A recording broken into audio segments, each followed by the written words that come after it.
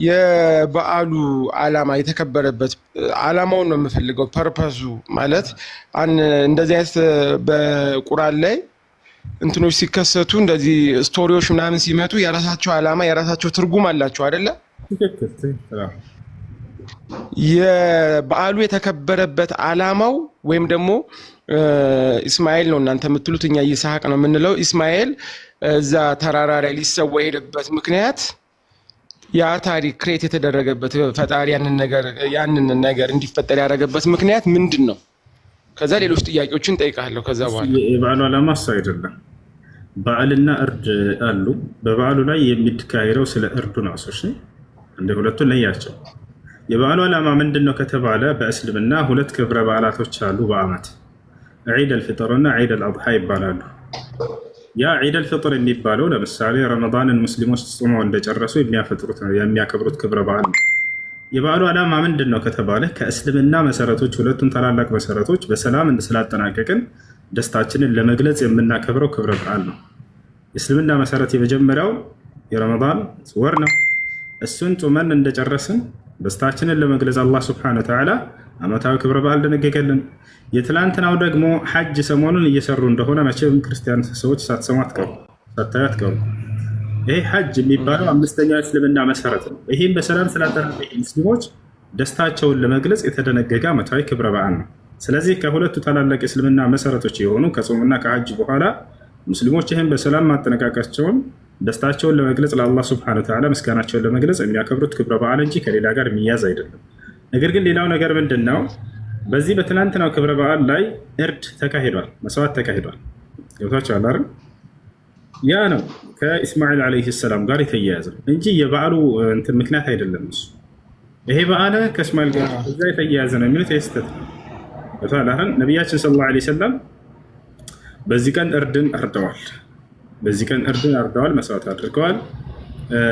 ይህ ቀን የሚሆነው በትናንትናው ቀን ነበር። አብርሃም ልጁን ኢስማኤልን በመካ ተራራ ላይ እየወሰደ ሳለ አምላክ አላህ ሱብሓነሁ ወተዓላ እረድ ብሎ አዞት ማለት ነው። እንግዲህ ነቢያቶች ተፈትነዋል። ለምን እንደታዘዘ ራሱ ኢብራሂምን አላህ ሱብሓነሁ ወተዓላ ሲገልጽልን፣ አላህ በቁርአን ላይ ሲገልጽልን በሱረቱል አንከቡት መጀመሪያው ላይ ምን ይላል? አሊፍ ላም ሚም አሐሲበ ናሱ አን ዩትረኩ አን የቁሉ አመና ወሁም ላ ዩፍተኑን ወለቀድ ፈተና አለዚነ ሚን ቀብሊሂም ይላል። ፈለየዕለመነ አላሁ አለዚነ ሰደቁ ወለየዕለመነ አልካዚቢን አለ። ሰዎች አምነናል ብለው ዝም ብለው በከንቱ ሳይፈተኑ የሚተው ይመስላቸዋልን? ላ እኔ እንዲህ አላደርግም አላመጣም። አማኞችን እፈትናቸዋለሁኝ አለ። በእምነታቸው ላይ ምን ያክል ጠንካራ ናቸው የሚለውን ያዩ ዘንድ እነዚህ አካሎች ይፈተናሉ። ስለዚህ ኢብራሂም ዓለይሂ ሰላምም ተፈትኗል። ነቢ ሰለላሁ ዐለይሂ ወሰለም ሁሉም ነቢያት ተፈትኗል። ያዕቆብ ተፈትኗል። በማን ተፈተነ ከተባለ በልጁ ተፈተነ። ነገር ግን ነቢያቶች ሁሉንም የተፈተኑበትን ተዋተውታል። አንድ የወደቀ ነቢይ የለም። ኢብራሂም ዓለይሂ ሰላም የተፈተነው ፈተና ምን ነበር? በስንት መከራ ያገኘውን በእርጅና እድሜው ላይ ያገኘውን አንድ ልጁን እረድ የሚል ፈተና ነበር። ሁለተኛ ልጅ፣ ሶስተኛ ልጅ ለፈተና የሚቀርብ አይደለም። የመጀመሪያ ልጅን ነው በስንት መከራ ያገኘውን ልጅህን በቃ ይሄን ልጅህን እረድ ስትባል የዛኔ ትልቅ ፈተና ነው ላንተ። ወዲያው ኢብራሂም ዓለይሂ ሰላም ልጅህን እረድ ተባለ። ፈለማ በለገ መዐሁ ሰዕየ ቃለ ያ ቡነየ ኢኒ አራ ፊል መናሚ አኒ አዝበሑክ ፈንዙር ማዛ ተራ ቃለ ያ አበቲ ፍዐል ማ ቱእመር ስተጅድኒ ኢንሻአ ላሁ ሚነ ሳቢሪን ፈለማ አስለማ ወተለሁ ልልጀቢን ወናደይናሁ አን ያ ኢብራሂም ቀድ ሰደቅተ ሩእያ ኢና ከዛሊከ ነጅዚ ልሙሕሲኒን ኢነ ሃዛ ለሁወል በላኡል ሙቢን አለ። ይህ ግልጽ የሆነ ከባድ ፈተና ነበር በአብርሃም ላይ ይለናል አላህ። ወፈደይናሁ ቢዝብሕን ዐዚም ወተረክና ዐለይሂ ፊል አኺሪን ሰላሙን ዐላ ኢብራሂም ከዛሊከ ነጅዚል ሙሕሲኒን ኢነሁ ሚን ዒባዲና አልሙእሚኒን ወበሸርናሁ ቢኢስሐቅ ነቢያን ሚነ ሳሊሒን ወባረክና ዐለይሂ ወዐላ ኢስሐቅ ወሚን ዙርየቲሂማ ሙሕሲኑን ወዛሊሙን ሊነፍሲሂ ሙቢን ይላል። ኢብራሂም ዓለይሂ ሰላም ከሌሊቶች አንድ ሌሊት ላይ ህልም ያያል። የነቢያቶች ህልም ደግሞ ከሰይጣን ሳይሆን ከአምላክ ነው፣ ግልጠተ መለኮት ነው። አምላክ ለነቢያት ትዕዛዙን ማስተላለፍ ሲፈልግ የሚጠቀምበት መንገድ አንደኛው ህልም ነበር። ሰይጣን ለነቢያት በፍጹም አይገለጥም በህልማቸው። የዛኔ ኢብራሂም ዓለይሂ ሰላም ምን አየ በህልሙ?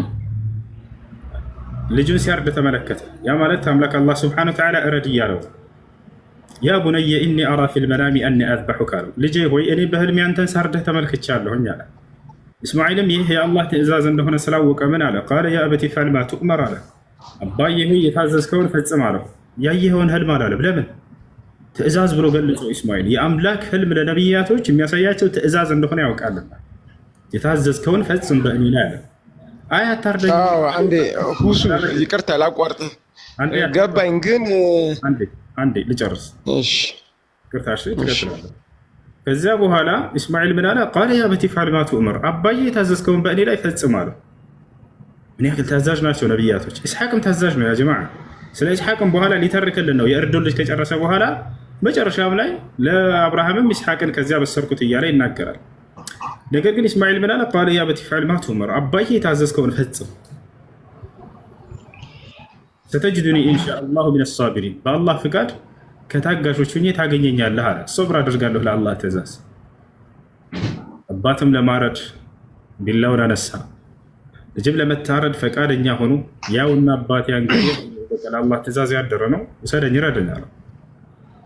ፈለማ አስለማ ለአምላካችን አላህ ሁለቱም እጅ በሰጡ ጊዜ ለትእዛዝ ያለ ወተለሁ ልልጀቢን ወናደይናሁ ያ ኢብራሂም ዓለይሂ ሰላም ልጁን በመካ ተራራ ላይ እየወሰደው እያለ በዚህ አጋጣሚ ነው ሰይጣን ተገለጠለት ይባላል ለኢብራሂም ዓለይሂ ሰላም።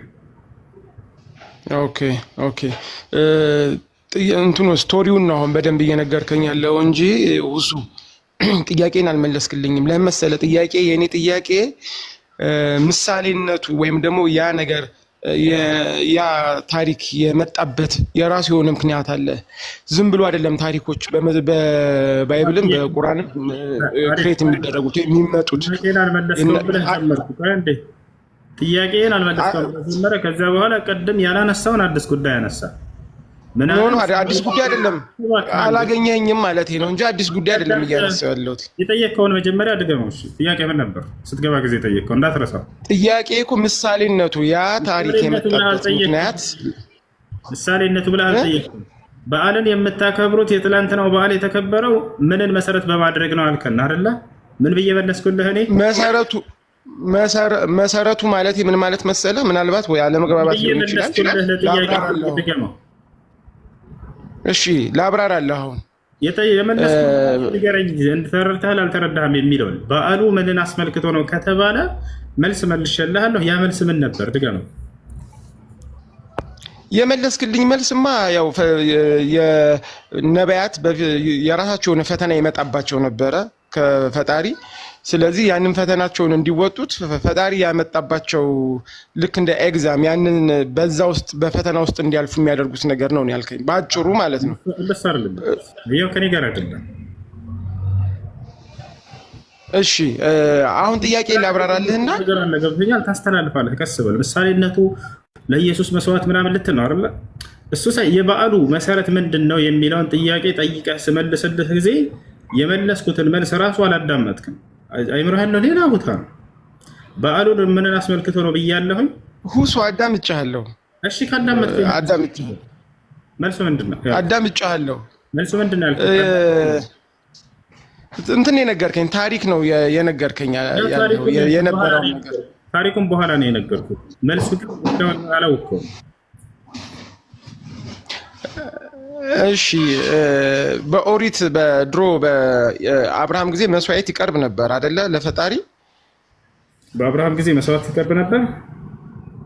አዎ መስዋዕት ይቀርብ ነበር አይደለ? ለዛም ነው ኢስማኤል እንዲሰዋ ፈጣሪ ያዘዘው። ምንድን ነው መስዋዕት እንደሚቀርብ በአብርሃም ጊዜ? እንዴ ልጁን እኮ ሰዋልኝ ወይም ረደው ያለው እኮ ልክ እንደ መስዋዕት ልምድ ስለነበረ ነው በወቅቱ አይደለ እንዴ? እሺ ለኃጢአት መስዋዕት ነበር ልጁን ሊያርድ ያለው። በዛ ጊዜ የኃጢአት ማስተስሪያ መስዋዕት እርድ ይቀርብ ነበረ። ገባ? እሺ አልኩህ። ያው አብርሃም ልጁን ሊያርድ ያለው ለኃጢአቱ መስዋዕት ይሆን ዘንድ ነው ወይ? እሱ ለፈተና ሊሆን ይችላል። የአብርሃምም ፈጣሪ ያለውን እና በዚያ ላይ እንድታወራ ነው። ለምንድን ነው የተፈለገው? ለኃጢአት መስዋዕት ነው። ከኃጢአት መስዋዕት ጋር ምን ያገናኘው ነው? ከልክ ማስረጃ አምጣ። የሚያገናኘውን ነገር ልንገርህ። ፈጣሪ ለኃጢአት መስዋዕት ነው ወይ ልጁን ሊሰዋ ያለው አብርሃም? ያው እኮ አዳምጠኛ፣ እያዳመጥከኝ ጊዜ ስጠኝ እኮ ጥያቄ ነው ወገራሽ። ለኃጢአት ማስተሰሪያ መስዋዕት የማይቀርብ ቢሆን ኖሮ ቢሆን ኖሮ በሌላ ነገር ይፈትነዋል እንጂ ፈጣሪ በሌላ ነገር ይፈትነዋል እንጂ ልጅህን ሰዋልኝ አይለውም እኮ። በሞሪያም ተራራ ላይ እስማኤል ሊያርድ ያለው ማስረጃ ምንድን ነው? እና ትልቁ ላይ አድርግና አውጥተህ ሳይ። እሺ ያው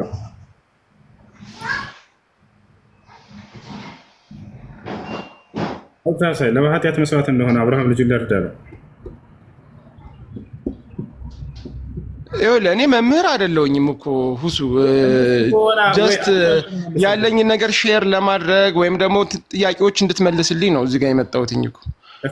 አሁን ጥያቄ ሽፍት አታርግብኝ። እኔ ምሳሌነቱን ጠይቄ ምሳሌነቱ በአዲስ ኪዳን ላይ ፍጻሜ ማግኘቱን ነው አሁን እዚህ ጋር እየተረዳሁኝ ያለሁትኝ እና የምታከብሩትን የበዓል ዓላማ ታውቁታላችሁ ወይ ነው መናገርና መስበክ የፈለገው የኢየሱስ እርደትና ስቅለት ከዚያ ጋር አያይዞ ሊወጣ ነው። ከዚህ አትወጣው እንደዛ አድርገህ ምንም አይገናኝምና ለኃጢአት መስዋዕት እንደሆነ አብርሃም ልጁን ሊያርድ ያለው ማስረጃ አውጣ። የዛኔ ከኢየሱስ ክርስቶስ ጋር መገናኘት ትችላለህ። ያለው ይኸውልህ አብርሃም በወቅቱ ሲታዘዝ ልጁን ለኃጢአት ማስተሰሪያ ላይሆን ይችላል እረድ የተባለው ግን ልምዱ እንደነበረ ግን ትእዛዙ ይጠቁማል። ገብቷል እምልህ። ለምሳሌ ከዛ በፊት ለኃጢአት ማስተሰሪያ እርድ ባይኖር ኖሮ እረድ አይባልም። ዝም ብሎ ከመሬት ተነስቶ እረድልኝ አይባልም። ህግና ስርዓት ላይ የአምላክ ህግና ስርዓት በማስረጃ እንጂ በመላምት አይደለም። እንዲህ ሊሆን ይችላል እንዲህ ላይሆን አይችልም ተብሎ አይደለም። እሺ ለኃጢአት ስርየት ነው ካልክ አብርሃም ልጁን እስማኤል ሊያርድ ያለው ማለት እሺ መረጃ እኔ አምጥቼ አሁን መልሼ እገባለሁኝ ያስገባህ ማለት ነው። ይዘህናሽ ችግር የለም። አሽ ደስ ባለ ጊዜ አመጣለሁ። ሚኒት በቃ መጣሁ።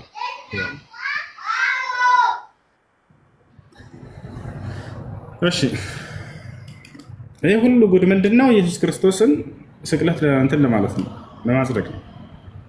ገብታ የጠየቀው በዓሉ ለምንድን ነው የምታከብሩት አለ። ምን ብለዋቸዋል? ሰሞኑን በዓሉን የሚያከብሩት ከእስማኤል ጋር በተያያዘ ጉዳይ እንደዚህ በእርድ ጉዳይ ነው ይላል። ለምን አገናኘው? ከበዓሉ ክፍል አንድ ክፍል ነው እርድ ማለት የሚለው። በዓሉ እንዳውም የተደነገገው ከእርዱ ጋር ምንም ያያይዘው ነገር የለም። እስማኤል ስለታረደ በዓልና ክብር እንላለን እንዴ? በፍጹም አንልም። ያ ነው። ሲቀጥል ለኃጢአት ስርየት ነው ብሎ ሰውዬን ይመጣ ነው። አሁን እንደ ማስረጃ የለውም ቢያገኝ እንኳን ማለት ነው። ታዲያ ታረደ ወይ እስማኤል ነው ጥያቄ። ወፍ የለም። ከኢየሱስ ክርስቶስ እርደት ጋር ልጠያዝ በፍጹም አይሆንም። እንዴት ነው ኢየሱስ ክርስቶስ ካልተገደለ ካልተቀጠቀጠ እኔ አልድንም ብሎ ማመን?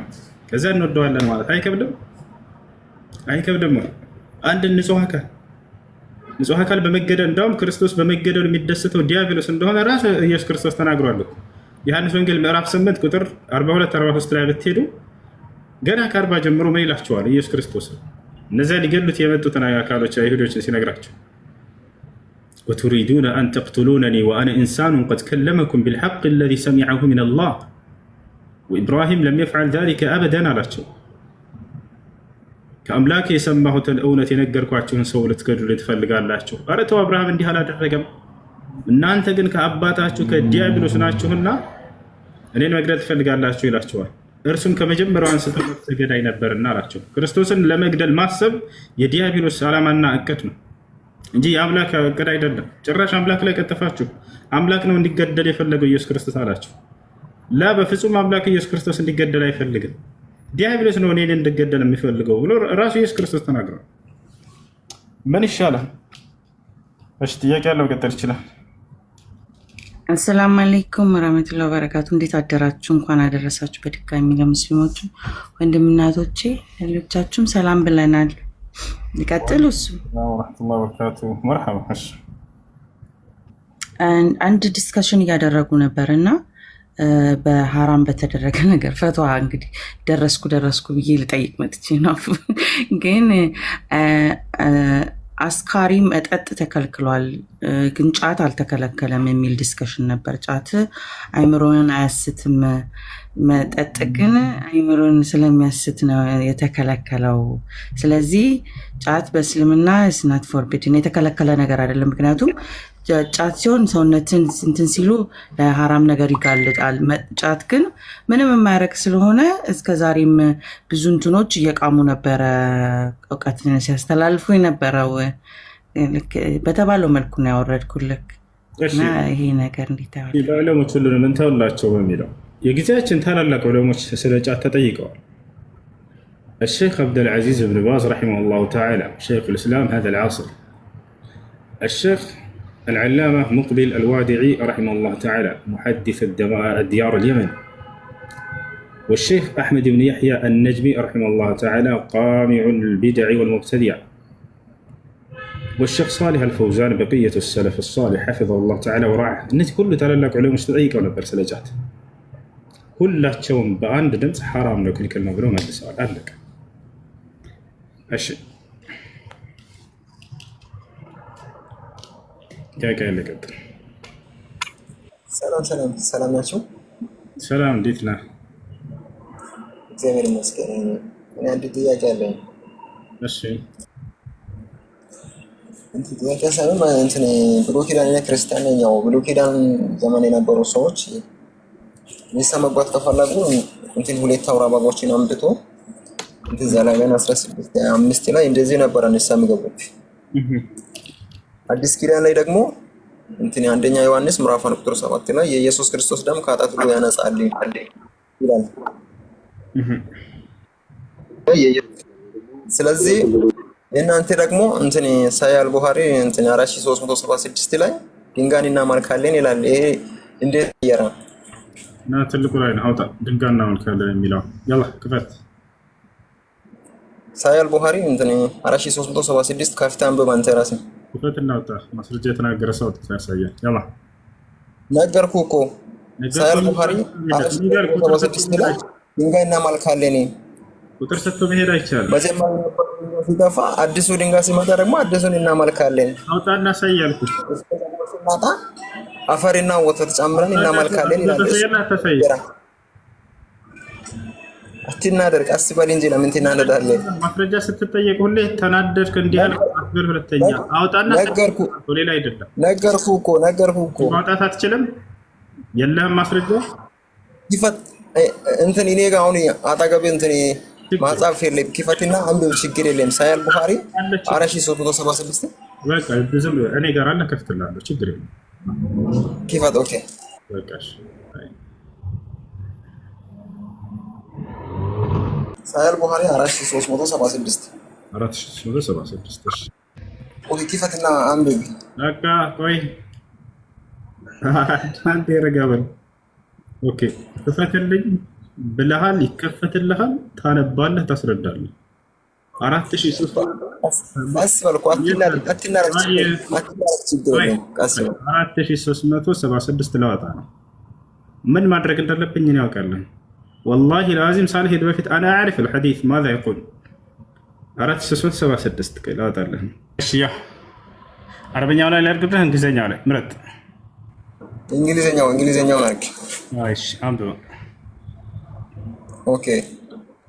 Anthony, we used to worship to stone. ድንጋይን እናመልክ ነበረ። We used to worship to stone. And when we found a better stone, እንትን መጀመሪያ ድንጋይ እያመለክን when we found a better stone, then the first one we will throw away. መጀመሪያ ያለውን እንጣልና መጀመሪያ ያለውን ጥላን እንትን ሙት አድርጌ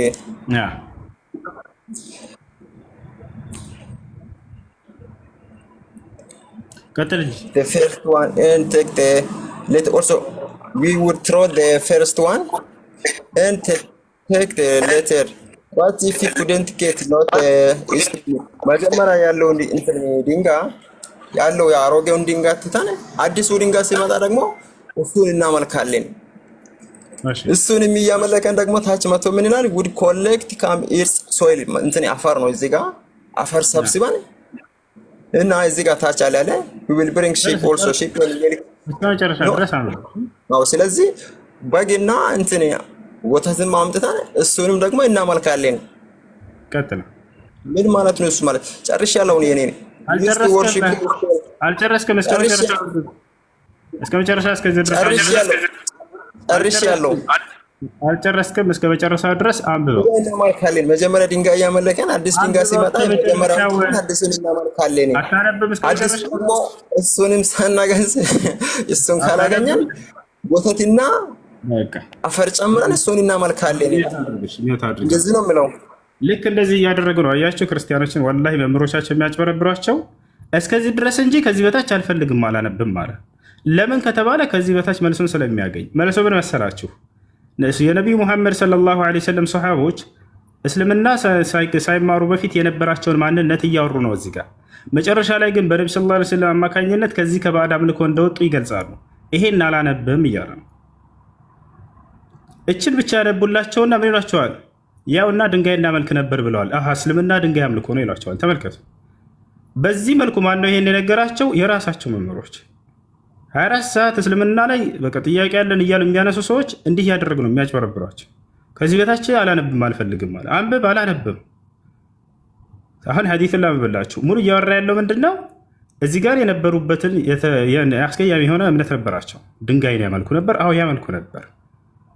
ያን የነበሩበትን መንገድ እየገለጹ ሰሃቦች መጨረሻ ላይ ግን ያው በነብዩ ሰለላሁ ዐለይሂ ወሰለም አማካኝነት ከባዕድ አምልኮ እንደወጡ ከዚህ ከነበሩበትን አስቀያሚ መንገድ እንደለቀቁ የገለጹበት ነው። አሁን አንብበው።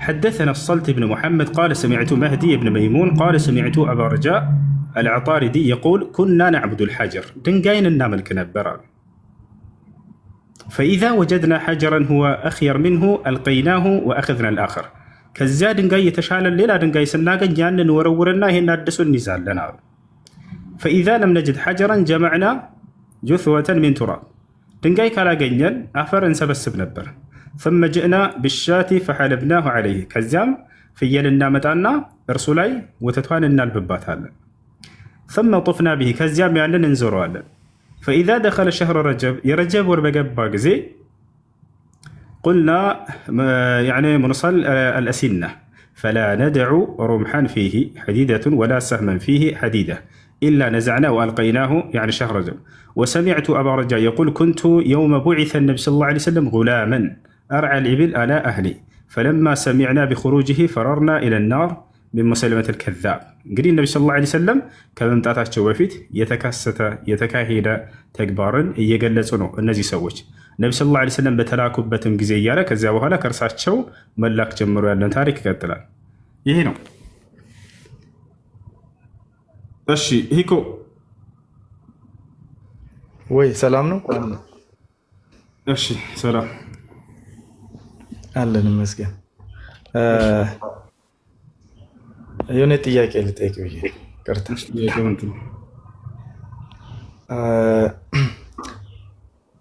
ለነብዩ መሐመድ ላይ የእግዚአብሔር ማለት ለሁሉ ሙስሊም ለነብዩ መሐመድ ይጸልያል። በአረብኛ ምንድን ነው የሚባለው? ሰላት። እሺ ራህመቴ ረቢ ረቡ ፈቶ የሚባለው በአፋርሞ ነው የሚያውቀው። በአማርኛ አላውቅም ምንድን ነው የሚባለው? ችግር የለም። አላሁመ ሰሊ ወሰሊም ዐላ ነቢና ሙሐመድ የሚል ሶላት በእርሳቸው ላይ እናወርዳለን። ለምንድን ነው የምጸለይለት ነው? እሱ ቅዱስ ነው አይደለ? ነብዩ መሐመድ ጥሩ። ለምን ይጸለይለታል? በጣም ጥሩ። አዳምጥ። አላህ ስብሓነሁ ወተዓላ በቁርአን ላይ በሱረቱል አሕዛብ ላይ ይህን የሚናገሩ ሱረቱል አሕዛብ ላይ ኢነላሀ ወመላኢከተሁ ዩሰሉነ ዐለን ነቢይ ያ አዩሀ ለዚነ አመኑ ሰሉ ዐለይሂ ወሰሊሙ ተስሊማ ይላል።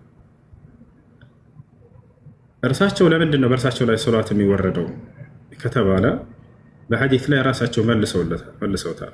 ቃለ ነቢይ ሰለላሁ ዐለይሂ ወሰለም ኢዛ ካነ የውሙል ጁምዐቲ ወለይለቱል ጁምዐ ፈአክሲሩ ዐለይየ ሚነ ሶላት ፊህ ፈኢነሁ መን ሰላ ዐለይየ ሰላተን ዋሒዳ ሰለላሁ ዐለይሂ ቢሃ ዐሸራ። የጁምዓ ቀንና የጁምዓ ሌሊት በሚሆን ጊዜ በእኔ ላይ አብዝታችሁ ሶላትን አውረዱ። በእኔ ላይ አንዲትን ሶላትን ያወረደ ሰው አላህ በእርሱ ላይ ሶላትን ያወርድለታል። ገብቶሃል? ስለዚህ ያ ጥቅሙ ለእርሱ ሳይሆን እኛ ሶላት ብናወርድባቸውም ባናወርድባቸውም ደረጃቸው የነብዩ ሰለላሁ ዐለይሂ ወሰለም እንደተጠበቀ ነው። ነገር ግን በእርሳቸው ላይ ሶላት በማውረድ ጥቅሙ ለእኛ እንደሆነ ነቢያችን ሰለላሁ ዐለይሂ ወሰለም ተናግረዋል። በእኔ ላይ አንዲትን ሶላት ላወረደ ሰው አላህ ለእርሱ 10 ሶላትን ያወርድለታል። ያ ነው። እኛ ሶላት ባናወርድላቸው የሰባቱም ሰማይ መልአክ በእርሳቸው ላይ ሶላት ያወርዳል። አምላካችን አላህ በነቢዩ ሙሐመድ ሰለላሁ ዐለይሂ ወሰለም ላይ ውዳሴህን አስፍን ነው። እርሳቸው ጻድቅ ናቸው አይደለም፣ እሱ አያጠያይቅም። ጻድቅ ናቸው ከአላህ ሱብሓነሁ ወተዓላ ያ ጽድቅና ይሄ ሶላት ማለት ምንድን ነው ታዲያ ከተባለ እንደው ለኃጢአታቸው እንዲማርላቸው ነው ወይ ብላችሁ አስባችሁ ከሆነ በፍጹም አይደለም። በፍጹም አይደለም። ሶላት ማለት በነብዩ ሰለላሁ ዐለይሂ ወሰለም ላይ ውዳሴን ማስፈር ማለት ነው። ቃለ الإمام ابن حجر أو الإمام النووي رحمه الله تعالى من إلى العلماء الصلاة على النبي صلى الله عليه وسلم معناه أي ثناء الله عز وجل للنبي صلى الله عليه وسلم في الملأ الأعلى. الله بنبي محمد صلى الله عليه وسلم لي የሚያደርግላቸው ውዳሴ ማለት እንጂ ሌላ አይደለም አሉ። ያ ማለት ለሰባት ሰማይ መላእክቶች ስለ ነብዩ ሰለላሁ ዐለይሂ ወሰለም መልካምነትና ጻድቅነት መልካምነት ያነግራቸዋል ያሳውቃቸዋል ማለት እንጂ ያን ኃጢአታቸውን ይብርላቸዋል በዚህ ማለት አይደለም። እሺ ኦኬ እሺ እንትን ኖርማሊ ማንኛውም ሰው ሙስሊም ወደ የእሳቸውን ስም ሲጠራ ዝም ብሎ ነብዩ መሐመድ አይልም። የእግዚአብሔር የአላህ ምሕረት ይደርባቸው ማለት ነው በአረብኛ። ለእርሳቸው ብቻ ሳይሆን ለሁሉም ነብያት ነው። እሺ ሁሉም ነብያት ስናነሳቸው የእሳቸው ስም ሲጠራ እንደዛ ነው። እኔ የእሳቸው ስም ሲጠራ የእግዚአብሔር እንትን ይደርባቸው የሚል ነው። እዝነት አይደለም። የአላህ ውዳሴና ሰላም በእርሳቸው ላይ ይስፈን ማለት እንጂ ለኃጢአታቸው ምህረትን መማጸን አይደለም። እሺ እኛ ለነብዩ ሰለላሁ ዐለይሂ ወሰለም ኃጢአት ምህረትን አንማጸንም። የላቸውም ኃጢአት ሲጀመር የላቸውም። በታቸዋል ከልጅነታቸው ጀምሮ የሰይጣን ስራ በእርሳቸው ላይ እንዳይኖር አምላክ አላህ ሱብሓነሁ ወተዓላ አጽድቷቸዋል። ለዚህ ሐዲስ ቅድስና ጥግን የመጨረሻ የእግዚአብሔር ፍላጎት ነው አይደል? ቅድስና የአላህ የመጨረሻ እንትን ነው አይደለም? ቅድስና ሰው ለምን ለነሱ ወይን መጸለይ ለምን እንደዚህ ማለት ተፈለገ? እሳቸው ናቸው ለኛ መጸለይ ያለባቸው እንጂ እኛ ለእርሳቸው አንጸልይም እኮ። አምላክ ኃጢአታቸውን እንዲምርላቸውና ጽድቅን እንዲያጎናጽፋቸው የምናደርገው ልመና አይደለም፣ ውዳሴ ቃል ነው። የውዳሴ ቃል አምላክ የአላህ ሱብሓነሁ ወተዓላ በእርሳቸው ላይ ውዳሴውን ያሰፍናል ማለት ነው እንጂ ኃጢአታቸውን ይምርላቸዋል ይጸድቁ ዘንድ ማለት አይደለም። ነቢይ ሰለላሁ ዐለይሂ ወሰለም መጽደቃቸው በቁርአን በሐዲስም ላይ የጸደቀ ነው። አምላክ አላህ ሱብሓነሁ ወተዓላ እንደ ኃጢአት እንኳን ብትሰራ ምሬልሃለሁ ብሎ ገልጾላቸዋል። አልሰሩም። እንዳልሰሩ የተገለጸበት ሐዲስ ላይ ነቢያችን ሰለላሁ ዐለይሂ ወሰለም ገና ከህፃንነታቸው ኩንቱ አልዐቡ መዐል ጊልማን ህፃን ልጆች ጋር ገና እየተጫወትኩ እያለሁኝ ይላሉ። ገና የ3 ዓመት ህፃን ልጅ እያሉ ሰይጣን በእርሳቸው ላይ ስራውን እንዳይሰራ አላህ ሱብሓነሁ ወተዓላ ከእርሳቸው ላይ ያስወግዶታል።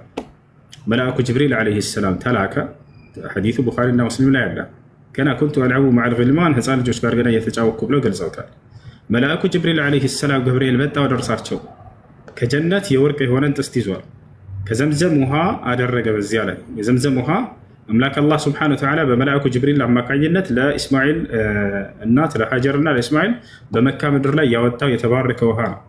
በዚያ ላይ ነቢዩ ሰለላሁ ዐለይሂ ወሰለም በዚህ በህፃንነት እድሜያቸው ላይ በ3 ዓመታቸው ላይ ያሉ አስተኛቸውና ይሄን ልባቸውን ቀደደ። ቀልባቸውን ከውስጥ አወጣና ጥቁር የረጋች ደም የምትመስልን እርሷን በነጨቀና መልአኩ ጅብሪል አጽድቶ ካወጣት በኋላ ምን አለ? هذا حظ الشيطان منك يا محمد አለ። ይሄን ቃል በደንብ አስተውሉት። ሙሐመድ ሆይ ሰይጣን በአንተ ላይ ሊኖረው የሚችለው እድሉ ያውና ይህ ነበር። ከዚህ በኋላ ግን ካንተ ተነጥቆ ወጥቷል አላቸው። ሰይጣን በአዳም ልጆች ላይ ሊሰራው የሚችለው ነገር ምንድነው? ክህደት ማሰራትና ኃጢአትን ማሰራት። ይሄ በአንተ ላይ አይኖርም በፍጹም። የሰይጣን ሴራ ካንተ ያው ከተወገደ ከዚህ ጀምሮ አላቸው። ነብዩ ሰለላሁ ዐለይሂ ወሰለም ነብይ ከመሆናቸው በፊት ገና ህፃን እያሉ ማለት ነው። ከዚያን ጊዜ ጀምሮ በራሳቸው ላይ ምንም አይነት ስራ ሰይጣን የለም። ክህደትንም ሆነ ኃጢአትን እንዳያደርጉ አላህ ሱብሓነሁ ወተዓላ በዚህ አስጠብቋቸዋል። እሺ ኦኬ ልጠቅጥ አንድ ጥያቄ ልጨምር። ሶሪ ገብቶኛል። እሺ እሳቸው በ40 ዓመታቸው ነው አይደል ቁርአን የተቀበሉት? ከዛ በፊት በምን ነበር ሲመሩ የነበሩት ቁርአን ከመቀበላቸው በፊት? እርሳቸው ነብዩ መሐመድ በምን ነበር እሳቸው አላህን ሲከተሉ የነበረው በምን ህግ ነው? ቁርአን ከመቀበላቸው በፊት እንግዲህ የሰው ልጅ ሲፈጠር ነብዩ ሰለላሁ ዐለይሂ ወሰለም ነብይ ከመሆናቸው በፊት እምነታቸው በአንድ አላህ ማመን ነበር። በአንድ አላህ ማመን ነበር። ይህ ሐዲስም ላይ ራሱ ተገልጿል። ከነብይነት በፊት የነበረው ማንነታቸውን ሐዲስ ቢዳየቱል ወህይ ላይ ተቀምጧል፣ ተገልጿል። ካነ የተሐነሱ ፊ ጋሪ ሒራ ነቢዩ ሙሐመድ ሰለላሁ ዐለይሂ ወሰለም ነቢይ የሆኑት በ40 ዓመታቸው ነው። ከዚያ በፊት በነበረ እድሜያቸው ላይ ግን ወደ ሒራ ዋሻ በመሄድ አላህ ሱብሓነሁ ወተዓላ በብቸኝነት ሄደው ገንጠል ብለው እዛ አላህን ለመገዛት ይሄዱ ነበር። የሚገርማቸው ለምንድን ነው እዛ ዋሻ መሄድ ያስፈለጋቸው? ከሰው ግንጠል ብለው መሄድ የፈለጉት ለምንድን ነው? ሰዎች ባዕድ አምልኮ ላይ ነበሩ። የዛኔ አንዱን አምላክ አላህ ነው ይላሉ። ሰማይ ምድርን የፈጠረው የመካ ሰዎች የአብርሃምና የእስማኤል ልጆች ናቸው። ነገር ግን በእርሱ ላይ ያጋሩ ነበር። እነዚህ አማላጆቻችን ናቸው እያሉ መላእክቶችን እነ ገብርኤል እነ ሚካኤልን ልክ እንደ ዛሬ እንደ ክርስቲያን ህዝብ ማለት ነው እኛ ጻድቅ አይደለንም ብለው ያምናሉ። ከአምላክ ጋር ለመድረስ ደግሞ የግዴታ መካከለኛ አማላጅ ያስፈልጉናል። ያለ አማላጅ በፍጹም ወደ አምላካችን መቅረብ አንችልም ብለው ያምናሉ እንጂ አምላክ አላህ አይደለም ብለው ከደዋ እንዳይመስላችሁ። ለዚህም ነው ወለኢን ሰአልተሁም መን ኸለቀ ሰማዋት ወልአርድ ለየቁሉነ አላህ ይላል። ሙሐመድ ሆይ እነዚህ ህዝቦችህን ሰማይና ምድር የፈጠረው ማን ነው ብትላቸው አላህ ነው ይሉሃል። ነገር ግን አምልኮን ለእኔ ብቻ እንዲያደርጉ ዘዛቸው የሚል መልእክት ነው የተሰጣቸው። አሁን እነዚህ ሰዎች ምን ያደርጉ ነበር? አምልኮን አማላጅ ናቸው በሚል ስም ለመላእክትና ጻድቅ ብለው ለሚያስቧቸው ላት፣ መናት፣ ዑዛ፣ ሁበል እያሉ ለእነዚህን እየቀረጹና እየሳሉ ይሰግዱላቸዋል። ለምን ትሰግዳላችሁ ቢባሉ ማን አዕቡዱሁም ይላሉ። ልክ እንደ ዛሬዎቹ እኛ እኮ እያመለክናቸው አይደለም የምንሰግደው። ለምንድን ነው? እያከበርናቸው እንጂ ሌላ አይደለም። እንዲያማልዱን እንጂ ሌላ አይደለም ይሏቸዋል። ተመልከቱ። ይሄ አምልኮ ነው ለእነርሱ። ለአምላክ ብቻ የሚሰራን የአምልኮ ስርዓት ለእነዚያ ስትፈጽም ጊዜ እያመለካቸው ነው። የሰው ልጅ በፈጣሪና በእርሱ መካከል ምንም አይነት መካከለኛ አያስፈልግም። ገብታችኋል? ኃጢአተኛ መሆናችንን በደንብ ያውቃል አምላክ። ያን ስለሚያውቅም ነው እኔም በቀጥታ ምህረት ተማጸኑኝ ያለው። በእርሱና በእኛ መካከል ማንም እንዲገባ አይፈልግም። ገብታችኋል? ወኢዛ ሰአለከ ዒባዲ ዐኒ ፈኢኒ ቀሪብ ይላል። ሙሐመድ ሆይ ባሪያዎች ስለኔ ከጠየቁህ አንተን መተው በአንተ ካልሆነ በስተቀር አላለም። እኔ ቅርብ መሆኔን ብቻ ነገራቸው፣ ከኔ ጋር ብቻ እያያዙ አለ እና ምን ያደርጉ ነበር? ነቢ ሰለላሁ ዐለይሂ ወሰለም እነዚህን ባዕድ አምልኮ ላይ ያሉ ሰዎችን ገንጠል ብለው ተለይተው በመሄድ በሒራ ዋሻ ውስጥ በመሆን አላህን ይገዙ ነበር። እና እምነታቸው ምን ነበር የዛኔ ከተባለ አንድ አላህ ስብሐነሁ ወተዓላን የሚያምኑ ነበረ። ይሄ ተገልጿል። ነቢይ ከመሆናቸው በፊት የነበረው ታሪካቸው ሲገለጽ ቡኻሪና ሙስሊም ላይ ሌሎችም የሐዲስ መዛግብቶች ላይ አላህን በብቸኝነት በሒራ ዋሻ ውስጥ በመሄድ ይገዙ ነበር ይላል። ያንተ ጥያቄ በምን መጽሐፍ ነው የሚል ከሆነ መጽሐፍ በዛኔ ነብዩ ሰለላሁ ዐለይሂ ወሰለም አልነበራቸውም። መጽሐፍ የትኛውን መጽሐፍ አላገኙም ነበር፣ አላነበቡም ነበር። ነገር ግን አላህ ሱብሓነሁ ወተዓላ በዚያ በአብርሃምና በእስማኤል በኩል የመጣውን መንገድ ያለምንም ባዕድ አምልኮ ያልተቀላቀለበትን በዚያ መንገድ ላይ አድርጓቸው ነበረ። እርሱን በብቸኝነት ይገዛሉ። ሰማይ ምድርን የፈጠረው አላህ ነው የሚለውን እንኳን እሳቸው የአጋሪም ህዝብ ያውቅ ነበር። እርሳቸው ያንን ባዕድ አምልኮን ትተው አላህን በብቸኝነት ማምለክ ያለብኝ እርሱን ብቻ ነው ብለው ለብቻቸው ገንጠል ብለው ሒራ ዋሻ ውስጥ አላህ ሱብሓነሁ ወተዓላን የሚገዙ ነበር። ልቀጥል ወይስ ልተው? ጊዜ ካለ ከነቢዩ መሐመድ በፊት ወደ 25 አካባቢ የሚሆኑ ነቢያቶች ነበረዋል። ከዚያም በላይ ያሉ ስማቸው የተጠቀሱት እነሱ ናቸው። ያልተጠቀሱ ብዙም ባሉ እነሱ ታዲያ ከዛ በፊት የነበሩ ሙስሊሞች ማለት ከነቢዩ መሐመድ በፊት የነበሩ እነሱ ሲጠቀሙበት የነበረ የአላህ ምሪት አልነበራቸውም ወይስ በምንድን ነው እነሱ ህዝባቸውን? ከነቢዩ ሰለላሁ ዐለይሂ ወሰለም በፊት የነበሩ ከአላህ ዘንድ የሚመጣላቸው ምሪት ነበራቸው። በመጽሐፍ ደረጃ ነበረ ወይስ ሁሉም የየራሳቸው? አይ እንደዚህ በአንድ ማለት ነው። አሁን የተለያየ ቦታ ሳይሆን በአንድ ነቢይ ነበራቸው ከነቢዩ መሐመድ በፊት አምስቱ። አላህ ሱብሓነሁ ወተዓላ በየጊዜው በየቦታው ላይ ነቢያትን ያስነሳል። የዛኔ መጽሐፍን ይሰጣል። ወለቀድ በዐስና ረሱለን ይላል። በእርግጥም በእያንዳንዱ ማህበረሰብ ላይ ነቢያትን ልኬያለሁኝ ይላል። የእኛ አምላክ አላህ ሱብሓነሁ ወተዓላ ለእስራኤል ህዝብ ብቻ አልነበረም ሲልክ የነበረው። ነቢይነትን ከእስራኤል ብቻ አይደለም፣ ዓለም ላይ ህዝብን ፈጥሯል። ያን ህዝብ ካላከለት እንዴት ነው ፈጥሮ ዝም ብሎ በከንቱ ሊተው የሚችለው አምላክ? እሱም እንደዚህ የሚያደርግ አምላክ አይደለም። ለእያንዳንዱ ማህበረሰብ ነቢያትን ልኬያለሁኝ ይላል። በየሁሉም ህዝብ ላይ ነቢይ አልፎበታል። ወኢን ሚን ኡመቲን ኢላ ኸላ ፊሃ ነዚር ይላል። አንዲት ትውልድ የለችም ነቢይ ያለፈባት ቢሆን እንጂ ይላል። ወማ አርሰልና ሚን ቀብሊከ ሚን ረሱሊን ኢላ ኑሒ ኢለይሂ አነሁ ላ ኢላሃ ኢላ አነ ፈዕቡዱን እያለ ይናገራል። እና እዚህ ጋ አሁን ለእነሱ ከአላህ የሚቀበሉ ሲቀበሉ የነበሩ ምሪቶች ከነበሩ ሙሉ በሙሉ ለምን ቀሩ? ነቢዩ መሐመድ ጋር ስመጣ ግን እሱ አዲስ ቁርአን ነው የተቀበለው ከአላህ። ከዛ በፊት የነበረውም የአላህ ቃል ከሆነ ነቢያቶቹ ሲመሩበት የነበረው ለምን ሙሉ በሙሉ ቀሩ? እነሱ ሙሉ በሙሉ አልቀሩ። ሙሉ በሙሉ አልቀሩም። በእነዚያ በነቢያቶች መጽሐፍት ላይ የነበሩ ትእዛዛቶች በቁርአን ውስጥ ይገኛሉ። ለምሳሌ 10ቱን ትእዛዛት ውሰድ። ሰላም ብያቸዋል አሉ በቁርአን ላይ አሉ። ይሄ በሰንበት ቀን የሰራ ይገደል ከሚለው በስተቀር ሌሎቹ እንዳለ በቁርአን ላይ ታገኛቸዋለህ። እና የነቢያቶች የመጀመሪያው ትእዛዛትና መሰረት ለምሳሌ አለ ታገኛለህ። የትእዛዛት ሁሉ ፊተኛይቱና መጀመሪያይቱ ምንድን ነች? እስራኤል ሆይ ስማ ጌታ አምላካችን አንድ አምላክ ነው የሚል ነው አይደል? ይሄ ቃል በቃል አለ በቁርአን ላይ። የትእዛዛት ሁሉ ፊተኛና መጀመሪያዋ አንድን አምላክ በብቸኝነት ማምለክ ነው። ነቢያቶች ሁሉ ይህን ትእዛዝ እንደከበሩም እንደሰበኩም በቁርአን ላይ ታገኘዋለህ። ፈዕለም አነሁ ላኢላሃ ኢለላህ ይላል። ሙሐመድ ሆይ እወቅ፣ የመጀመሪያውም ልታውቅ የሚገባው ነገር ከእኔ ከአንዱ ከአምላክ ከአላህ በስተቀር ሌላ በእውነት የሚመለክ አምላክ እንደሌለ ነው ይላቸዋል። የመጀመሪያው መሰረት ይሄ ነው። ነቢዩ ሙሐመድ ሰለላሁ ዐለይሂ ወሰለም ሲያስተምሩ ምን ያሉ? ቡንየል ኢስላም ዐላ ኸምስ ሸሃደተን ላኢላሃ ኢለላህ። እስልምና በአምስት ዋና ዋና መሰረቶች ላይ ተመሰረተ ካሉ በኋላ የመጀመሪያው ምንድነው አሉ? ከአንዱ አምላክ በስተቀር በእውነት የሚመለክ ሌላ አምላክ የለም ብሎ መመስከር ነው አሉ። ይሄ ነው የመጀመሪያው ትእዛዛትና መሰረት የነቢያቶችን። ልክ እንዲሁ ቁርአንም ላይ መጥተህ የነቢያቶች አስተምሮ ይሄ ነው የምታገኘው። መሲሁ ምን እንዳስተማረ የመጀመሪያው ትእዛዝ አላህ በቁርአን ላይ ያስቀምጦታል። ኢነላህ ረቢ ወረብኩም ፈዕቡዱህ ይላል መሲሁ። የእኔም የእናንተም ጌታ እርሱ አላህ ነው፣ እርሱን በብቸኝነት ተገዙት። ሀዛ ሲራጡ ሙስተቂም፣ ይህ ነው ቀጥተኛው መንገድ አላቸው ይላል።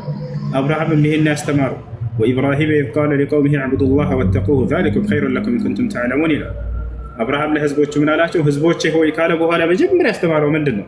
አላህን በብቸኝነት ተገዙት፣ እርሱንም ብቻ ፍሩት። የምታውቁና አስተዋይ ብትሆኑ ይህ ነው ለእናንተ የሚሻላችሁ አላቸው። ከእርሱ ውጭ ያለ ባዕድ አምልኮን ሁሉ ጣዖት ብሎ ገለጸው። አብርሃም ምን አለ? ኢነማ ተዕቡዱነ ሚን ዱኒላሂ አውሳነን አለ። እነዚያ ከአላህ ውጭ የምትገዟቸው ሁሉ ጣዖቶች ናቸው አለ። ወተኽሉቁነ ኢፍካ አላቸው አብርሃም። የሚገርም አገላለጽ። በራሳችሁ ጊዜ ፈጥራችኋቸው ነው አማልክት ናቸው ብላችሁ እንጂ በፍጹም አምላክ አይደሉም ከእርሱ ውጭ አምላክ ብላችሁ የምትጠሯቸው አለ። የሰው ልጅ ፈጠራ ነው እንዳለ ከአላህ ስብሐነ ወተዓላ ውጭ ሌላ አምላክ ተደርገው የተያዙ አካሎች። ወተኽሉቁነ ኢፍካ በራሳችሁ ቅጥፈትን ፈጥራችሁ ነው አማልክት ናቸው ብላችሁ አላቸው። ሙሴም ይሄን ያስተማረው ኢነማ ኢላሁኩም አላህ ላኢላሃ ኢላሁ ወሲዐ ኩለ ሸይኢን ዒልማ አለ ሙሳ። አምላካችሁ እርሱ አላህ ብቻ ነው፣ ከእርሱ በስተቀር ሌላ ማንም አምላክ የላችሁም አለ። ኢልያስ ነቢይ እንደሆነ ታውቃለህ። ኢልያስ ምን እንዳስተማረ አላህ ሲገልጽልን ይላል ወኢነ ኢልያስ ለሚነል ሙርሰሊን ኢዝ ቃለ ሊቀውሚሂ አላ ተተቁን አተድዑነ በዕለን ወተዘሩነ አሕሰነል ኻሊቂን አላህ ረበኩም ወረበ አባኢኩም አልአወሊን ይላል። ኢልያስ ከመልእክተኞቼ ከነብያቶቼ መካከል ነው አላምላክ አላህ። ኢዝ ቃለ ሊቀውሚሂ አላ ተተቁን ለህዝቦቹም እንዲህ ባላቸው ጊዜ አስታውስ፣ ህዝቦች ሆይ አንዱን አምላክ በብቸኝነት አትፈሩትምን አላቸው። ወተዘሩነ አሕሰነል ኻሊቂን አላህ ረበኩም ወረበ አባኢኩም አልአወሊን አተድዑነ በዕለን አላቸው። በዕል የሚባልን ጣዖት ትጠራላችሁ ታመልካላችሁ። ወተዘሩነ አሕሰነል ኻሊቂን አላህ ረበኩም ወረበ አባኢኩም አልአወሊን የእናንተንም የቅድመ አባቶቻችሁም አምላክ የሆነውን አላህን ትተዋላችሁ፣ በዕልን ትጣራላችሁ። ይህን አታደርጉ ጥሩ አይደለም እያለ አስተማራቸው። ከእነርሱ በፊት ከእነዚህ ነቢያት በፊት መለስ ብለህ ከኖህ ብትጀምር ይህን ትምህርት ታገኛለህ። ወለቀድ አርሰልና ኑሐን ኢላ ቀውሚሂ ፈቃለ ያ ቀውሚ ዕቡዱላህ ማ ለኩም ሚን ኢላሂን ገይሩሁ አፈላ ተተቁን ይላል። በእርግጥም ኖህን ወደ ህዝቦቹ መልእክተኛና ነቢይ አድርጌ ልኬው ነበር አለ። ምን ብሎ አስተማረ ኖህ? ያ ቀውሚ ዕቡዱላህ ህዝቦቼ ሆይ አንዱን አምላክ አላህን በብቸኝነት ተገዙ። ማ ለኩም ሚን ኢላሂን ገይሩሁ ከእርሱ ውጭ ሌላ ማንም አምላክ የላችሁም አላቸው ይላል። አፈላ ተተቁን ለመሆኑ ይህን አምላክ ብቻ አትፈሩትምን አላቸው ይላል። ከእርሱ በኋላ ሁድ ይመጣል። ወኢላ ዓድን አኻሁም ሁዳ ቃለ ያ ቀውሚ ዕቡዱላህ ማ ለኩም ሚን ኢላሂን ገይሩሁ ከእርሱ በኋላ ሳሊሕ ይመጣል። ወኢላ ሰሙድ አኻሁም ሳሊሓ ቃለ ያ ቀውሚ ዕቡዱላህ ማ ለኩም ሚን ኢላሂን ገይሩሁ እነ አብርሃም እነ ሎጥ ሁላቸውም እነ ሱለይማን እነ ዳውድ ይህን ሁሉ ነው ያስተማሩት። እዚህ አዛን ተብሏል። የሶላት ሰዓት ደርሰዋል። ዘህር አለች፣ ጃ አለ፣ አዲስ አለች፣ ከታች ምህት አለች። አውራቸው። ባረከላሁ ፊኩም። ሰግጄ እስክመለስ